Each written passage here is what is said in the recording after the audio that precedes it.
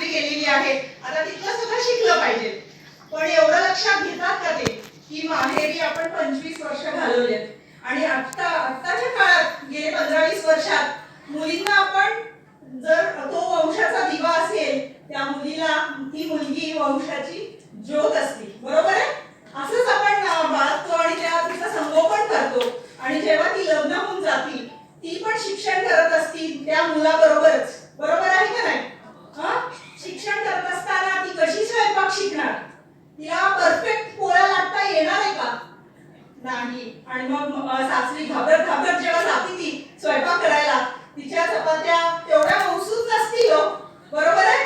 इथे आता middle age म्हणजे 40-50-20 वर्ष झालेत लग्नाला, असे कोण आहेत जरा हात वर करा. ओके, 20-25 वर्ष. माझी सासूबाई त्यांना 40 वर्षाच्या वर झालेलं आहे लग्नाला. जर घरी नवरा म्हटला पहिल्यांदा तुम्ही घाबरत घाबरत चपात्या केल्यात आणि ते मऊसूद झाले नाही, तर त्या काळी 40 वर्षापूर्वी ती बाईला जर नवऱ्याने सांगितलं तुझ्या पोळ्या इतक्या सॉफ्ट नाही, माझ्या आईसारखे नाही झाले तो, असं जर नवरा म्हटला तर तुमच्या डोळ्यातनं पाणी येत असेल, बरोबर आहे. तुम्ही विचार करा आत्ताच्या मुली काय म्हणतील. लाटणं शेजारी ठेवतील आणि म्हणतील चल ये दाखव मौसूद चपाती कशी केली जाते. आणि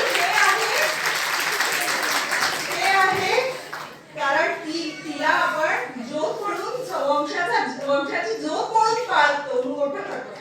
त्यामुळे मी तर म्हणते की प्रत्येक सासूंनी पण विचार केला पाहिजे, त्या सुनेला सून नाही तर मुलगी म्हणून जोपासलं पाहिजे. हे आपलं पण कुठेतरी कर्तव्य आहे. लग्न झाल्यानंतर ना सासरे जे असतात ते लगेच बाबा होऊन जातात, पण सासू आणि सून यांच्यातलं ती आई आणि मुलगीचं नातं व्हायला खूप वेळ लागतो. त्याला कारणीभूत दोघंही असतात पण खूप वेळ लागतो, बरोबर आहे. बाबा लगेच होतो कारण कशा पुरुष हुशार असतात, हुशार असतात आणि आपण सगळे भोळे असतो. ऍक्च्युली सासूला पण तेवढंच टेन्शन असतं, त्या सुनेला पण तेवढंच टेन्शन असतं, पण एकमेकींना आपण समजून घेत नाही, बरोबर आहे ना. ह्याच्यासाठी आम्ही हे लेकमध्ये लाटणीचा उपक्रम सुरू केलेला आहे. माझं मत असं आहे, मी एक मुलगी आहे, कराडचीच आहे, माझा जन्म कराडला झालेला आहे, माझं शिक्षण कराडला झालेलं आहे. इथे बसले ते माझे वडील आहेत. गजानन रेस्टॉरंट माहिती का, मिसळ खाल्लंय का, ते माझ्या वडिलांचं आहे, माझंच आहे असं म्हणेन. कारण माझा भाऊ आहे ना अमेरिकेत बसलाय घर घेऊन आणि आज मी त्यांचं सगळं करते. माझ्या बरोबर म्हणून मी पण अमेरिकेला होते 8 वर्ष, पण आज त्यांच्यासाठी खंबीरपणे राहणारी मी आणि त्यांची जावई आहेत. मुलगा पण तेवढाच प्रेम करतो, नाही म्हणत नाही, पण त्याचं आता करिअर आहे, ते सगळं तो तिथं बिंदास करतो. तो म्हणतो तू आहेस ना आता, मला काही काळजी नाही. आणि खरंच काळजी करण्यासारखी काही नाही, कारण त्यांना एवढे चांगले जावई मिळाले.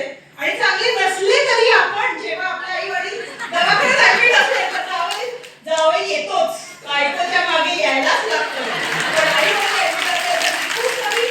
अशा मुलांना बघितलेलं आहे, 20-30% मुलं आहेत जे चांगले आहेत, मी त्यांच्या अगेन्स्ट नाहीये, पण खूप वेळा मुलगी असते आणि त्यांच्या बरोबर फडफडत आलेला तो नवरा असतोच, बरोबर आहे. त्यामुळे मुलगी ही पाहिजेलच आहे आणि मुलीचं हे झालं म्हणजे तिचं व्यवस्थित शिक्षण हे सगळं दिलंच पाहिजे.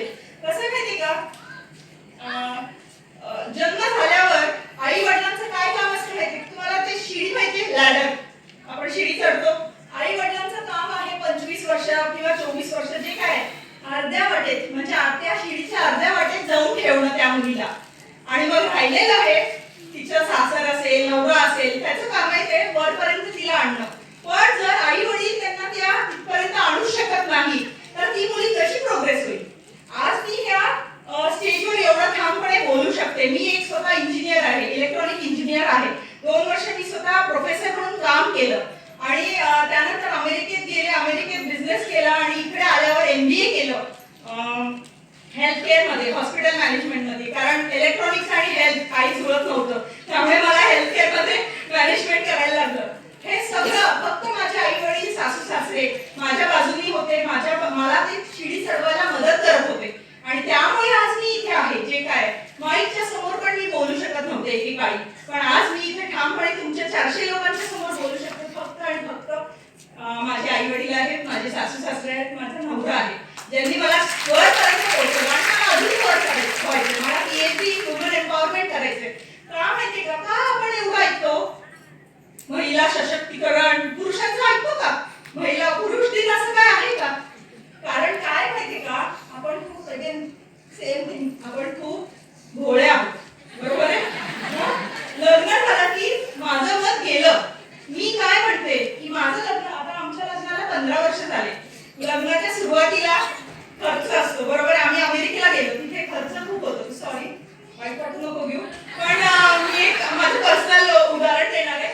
माझी आई आहे, मी आहे साऊथ इंडियन, उडपीची आहे, त्यामुळे आमच्यात नारळ खूप लागतो, सगळ्या भाज्यांमध्ये नारळ लागतो. आणि त्या महिन्यात खर्च वाढला नारळाचा, दुधाचा, दहीचा.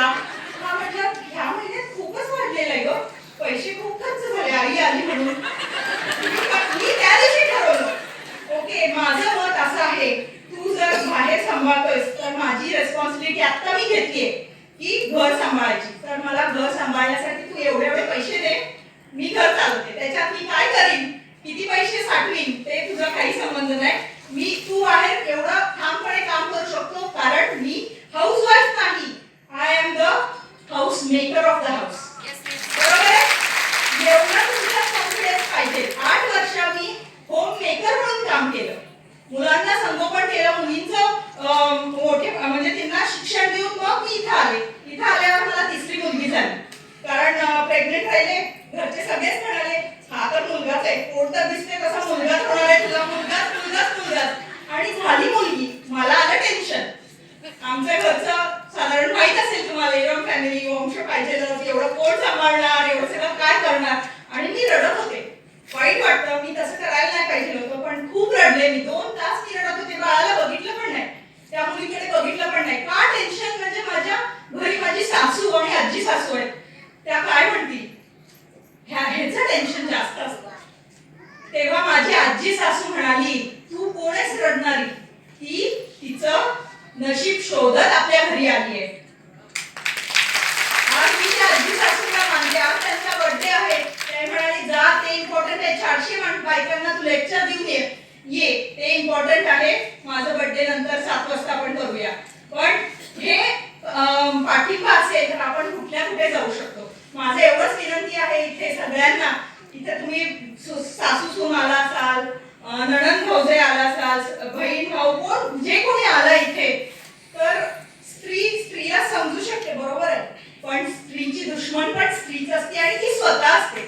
त्यामुळे एकमेकींना एनकरेज करा आणि जग कुठे जाईल. एवढं बोलून मी माझं